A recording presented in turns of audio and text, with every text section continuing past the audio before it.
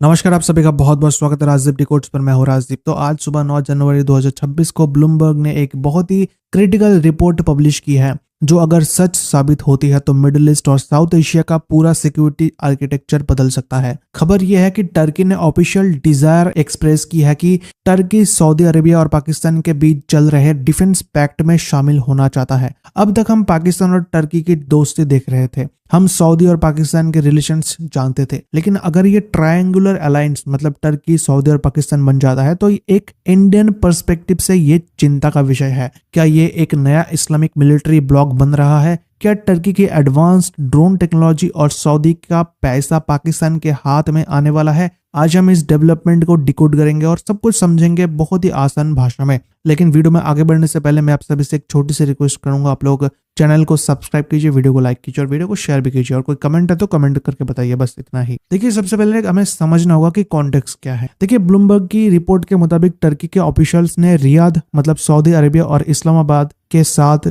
Talks शुरू की है। टर्की चाहता है कि जो डिफेंस कॉपरेशन सऊदी और पाकिस्तान के बीच एग्जिस्ट करता है, जिसमें इंटेलिजेंस शेयरिंग, जॉइंट एक्सरसाइजेस और मिलिट्री ट्रेनिंग शामिल है, उसमें टर्की को एक फुल पार्टनर का स्टेटस मिले। आपको याद रखना होगा कि पिछले कुछ सालों में टर्की ने अपनी फॉरेन पॉलिसी को एग्रेसिव से कोऑपरेटिव किया है। एक टाइम था जब एर्दोगन और सऊदी क्राउन प्रिंस MBS के बीच 36 का आंकड़ा था, वो जो खाशोगी केस के बाद। अगर आपको पता नहीं खाशोगी केस क्या है तो आप गूगल कर सकते हो। लेकिन 2024 से 2025 में हमने देखा कि टर्की की इकोनॉमी एर्दोगन को मजबूर किया है कि टर्की सऊदी अरेबिया से दोस्ती करे, और अब 2026 में वो दोस्ती मिलिट्री अलायंस बदल सकता है। अब सवाल यह है कि टर्की को इसमें क्या मिलेगा। इसके दो बड़े रीजंस है, इकोनॉमी और डिफेंस एक्सपोर्ट्स। देखिए, मैं आपको समझाता हूँ। सबसे पहले डिफेंस की बात करें तो टर्की आज की डेट में ड्रोन बनाने में काफी माहिर हो चुके हैं। उनके बायरक्तर, TB2, अकिंची और नया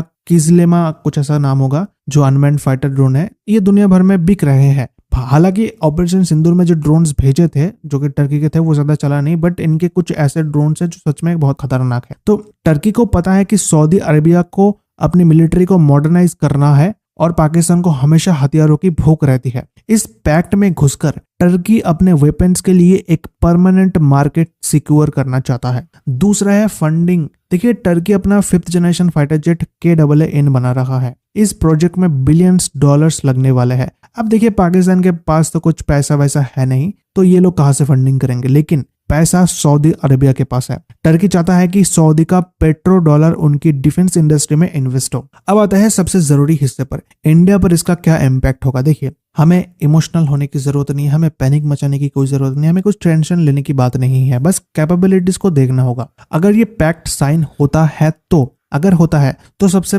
बड़ा खतरा है टेक ट्रांसफर। पाकिस्तान के पास टर्की के ADA क्लास करवेट्स, मतलब वो जो PN बाबूर क्लास, वो पहले ही आ चुके हैं। अगर टर्की अपने हाई एंड ड्रोन्स, अकिंची या इलेक्ट्रॉनिक वॉरफेयर सिस्टम्स पाकिस्तान को देता है और उसका बिल सऊदी अरेबिया भरता है, तो ये इंडिया के लिए बाउंड्री पर चैलेंज बढ़ा देगा। पाकिस्तान की इकोनॉमी खराब है, पाकिस्तान खुद ये नहीं खरीद सकता, लेकिन सऊदी फंडिंग के साथ इक्वेशन बदल जाता है। अब देखिए, यहाँ पर ना कश्मीर एंगल भी आ जाता है। टर्की हमेशा से कश्मीर मुद्दे पर पाकिस्तान का वोकल सपोर्टर रहा है। सऊदी अरेबिया पिछले कुछ सालों में कश्मीर पर न्यूट्रल रहा है, इंडिया के साथ अच्छे रिलेशंस की वजह से। अब यहाँ पर ना लोग कह रहे हैं कि डर इस बात का है कि अगर टर्की इस ग्रुप में इन्फ्लुएंशियल हो गया तो टर्की जो है सऊदी अरेबिया को भी पाकिस्तान के नैरेटिव की तरफ पुश कर सकता है OIC में। लेकिन पिक्चर इतना भी डार्क नहीं है। मैं पहले भी कहा था कि ज्यादा चिंता की विषय नहीं है, चाहे टर्की आ जाए, कोई भी आ जाए, क्योंकि यहाँ पर ना एक सऊदी फैक्टर आ जाता है जो कि इंडिया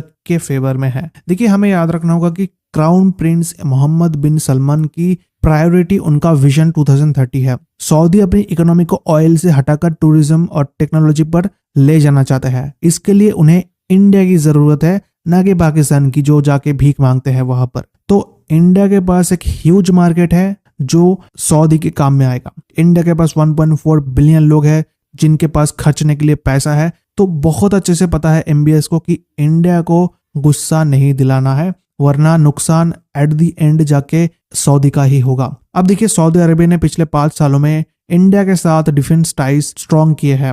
एनालिस्ट कम्युनिटी का मानना है कि भले ही सऊदी इस पैक्ट में टर्की को आने दे, बट सऊदी इस पैक्ट को एंटी इंडिया नहीं बनने देगा। सऊदी अरेबिया कभी नहीं चाहेगा कि सऊदी पाकिस्तान के चक्कर में इंडिया जैसी ग्रोइंग इकोनॉमी से पंगा ले। तो हो सकता है कि सऊदी अरेबिया इस ग्रुप में मॉडरेटर का काम करे और पाकिस्तान टर्की की रेडिकल सोच को कंट्रोल करे। देखिए, हमें यहाँ पर ना ज्यादा पैनिक की जरूरत नहीं है, हमें विजिलेंस की जरूरत है। सबसे पहले तो हमें देखना होगा कि क्या सऊदी पैसा सीधा पाकिस्तानी मिलिट्री हार्डवेयर के लिए यूज हो रहा है। दूसरा है टर्की के ड्रोन्स का तोड़ हमें अपने इंडिजिनियस डीआरडीओ तापस और आर्चर ड्रोन्स को जल्द से जल्द इंडक्ट करके निकलना होगा। फिलहाल ये सिर्फ एक डिजायर है टर्की की तरफ से, कोई ऑफिशियल ये नहीं है कि ज्वाइन हो ही गया, ठीक है, इस पैक्ट में, ऐसा नहीं है। बस अभी ये एक न्यूज है, एक डिजायर है टर्की की तरफ से जो जताया गया है। डील फाइनल होने में टाइम लगेगा, लेकिन जियोपॉलिटिक्स में दोस्तों के दोस्तों पर नजर रखना बहुत ही ज्यादा जरूरी होता है। अब आपका क्या मानना है? क्या सऊदी अरेबिया पाकिस्तान के इन्फ्लुएंस में आकर इंडिया के खिलाफ जाएगा या अपने इकोनॉमिक इंटरेस्ट को चुनेगा? नीचे कमेंट्स में आप अपनी राय जरूर लिखेगा। वीडियो को देखने के लिए धन्यवाद। Thank you so much for watching this video and channel को सब्सक्राइब कीजिए। Thank you. पाकिस्तान और बांग्लादेश के बीच रक्षा सहयोग को लेकर एक बड़ा घटनाक्रम सामने आया है। दोनों देशों के बीच JF-17 थंडर लड़ाकू विमान की बिक्री को लेकर संभावित रक्षा समझौते पर बातचीत हुई है। Bangladeshi media outlet daily star ने पाकिस्तानी सेना के हवाले से ये जानकारी दी।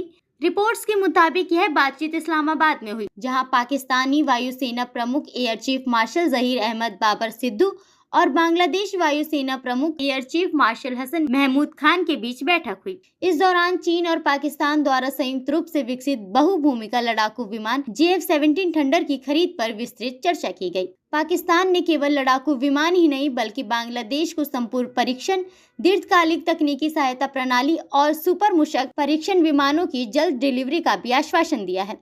JF-17 थंडर की बात करें तो यह एक मल्टी रोल फाइटर जेट है जो air to air, air to ground और एयर टू सी मिशन में सक्षम है। इसके ब्लॉक 3 वेरिएंट में अत्याधुनिक AESA रडार, आधुनिक हथियार प्रणाली और कम परिचालन लागत जैसी खूबियां शामिल है, जो इसे विकासशील देशों के लिए एक आकर्षक विकल्प बनाती है। यह बैठक ऐसे समय में हुई है जब हाल ही के महीने में बांग्लादेश और पाकिस्तान के बीच रिश्तों में नजदीकी बढ़ती दिखाई दे रही है।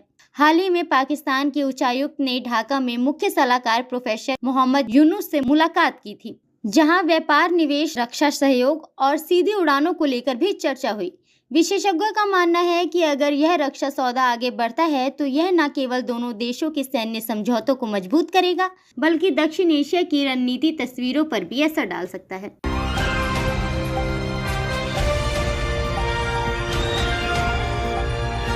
दिल्ली, हरियाणा, उत्तर प्रदेश, राजस्थान की हर खबर के साथ देखते रहिए न्यू इंडिया न्यूज नेटवर्क।